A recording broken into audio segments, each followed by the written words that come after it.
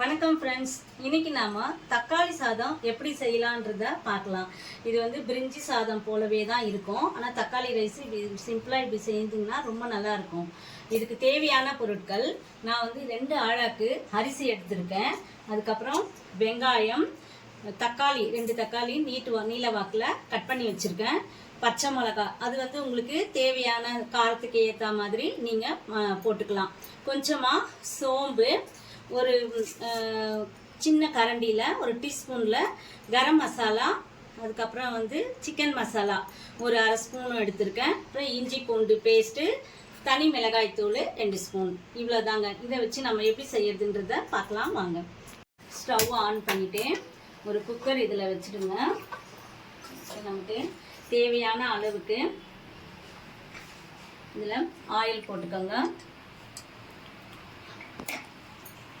அப்புறம் நான் வந்து கொஞ்சமாக பாருங்கள், இந்த அளவுக்கு பட்டை லவங்கம் போட்டிருக்கேன். அதுக்கப்புறம் நம்ம முதல்ல சொன்ன மாதிரி கொஞ்சமாக சோம்பு இதில் போடுறேன். எப்பவுமே முதல்ல பச்சை மிளகாய் போட்டிங்கன்னா அந்த காரம் வந்து இருக்காது. ஸோ எண்ணெயிலே நீங்கள் வந்து அந்த பச்சை மிளகாயை போட்டு லைட்டாக ஒரு வதக்கிடுங்க.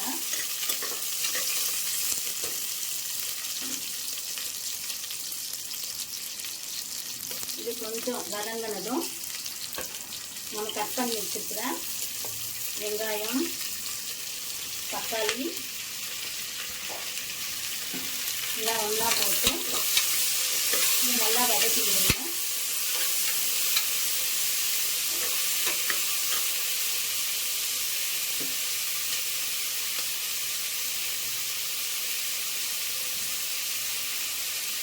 இது நம்ம சீக்கிரமாக வதங்கணும்னா நம்ம ஒரு ஸ்பூனுக்கு சால்ட்டு போட்டுக்கோங்க.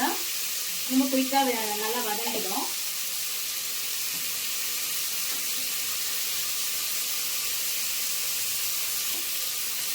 ஒரு பொடி கருவேப்பிலை போட்டுக்கோங்க.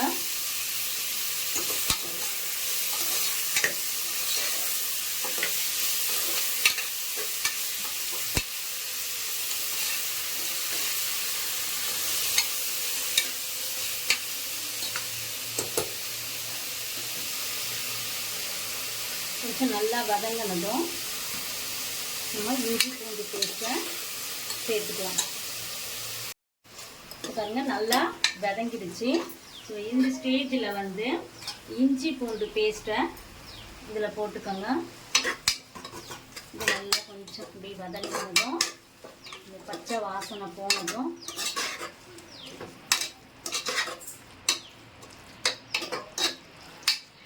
வாசனை இந்த இஞ்சி பூண்டு பேஸ்ட்டு போயிடுச்சு. இதுக்கப்புறம் கரம் மசாலா ஒரு அரை ஸ்பூனுக்கு சிக்கன் மசாலாவும் ஆட் பண்ணிக்கோங்க.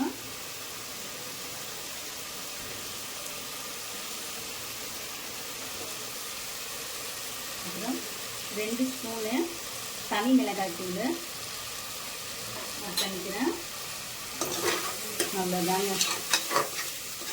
இதை நல்லா ஒரு கிளறிட்டு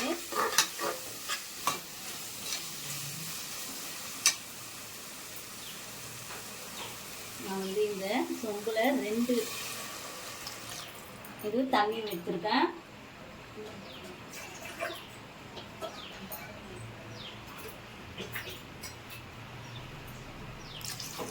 இதில் 2 சொம்பு ஊற்றிருக்கேன். அவ்வளோதாங்க. ஏற்கனவே நாம் ஒரு ஸ்பூன் வந்து சால்ட்டு போட்டிருக்கோம். ஸோ இன்னொரு ஸ்பூன் நாம் சால்ட்டு சேர்த்துடலாம். அவ்வளோதாங்க. இது நல்லா கொதி வந்ததும் நாம் அரிசி போடலாம். இந்த ஸ்டேஜில் நாம் அரிசி இதில் போட்டுடலாம்.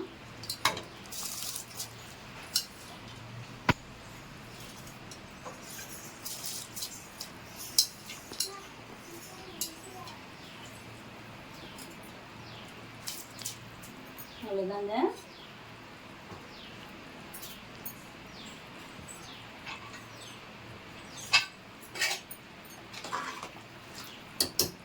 இது மூடி போட்டு க்ளோஸ் பண்ணிடுங்க.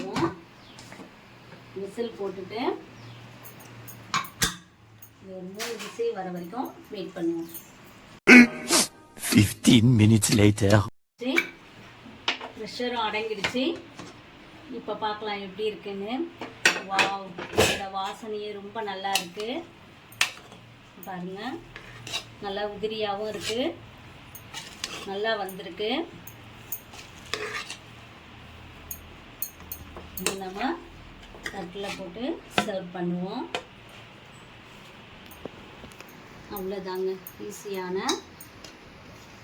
தக்காளி சாதம் ரெடி. எப்படி இருக்குன்னு சாப்பிட்டு பார்த்துட்டு நீங்களும் செஞ்சு பாருங்கள். செய்து சாப்பிட்டு பார்த்துட்டு எப்படி இருக்குதுன்னு கமெண்ட்ஸில் சொல்லுங்கள். தேங்க்ஸ் ஃபார் வாட்சிங்.